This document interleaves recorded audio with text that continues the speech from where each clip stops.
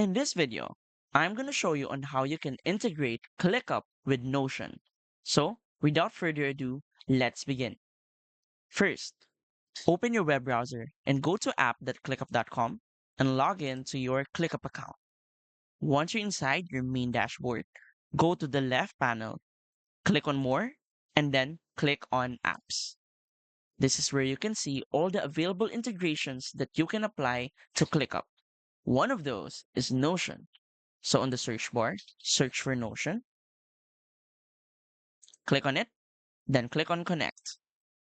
Now, you will be redirected to another tab where you can connect to your Notion account. So, simply log in to your Notion account. I'm going to use my Gmail account.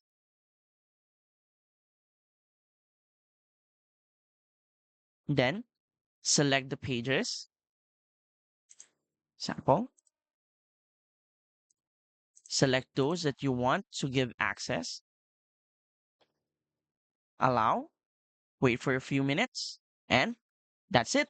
I'm done. It means I've successfully integrated Notion with my ClickUp. So, if you want to support your channel, feel free to use the affiliate link given in the video description. Thanks for watching, and I will see you in my next video.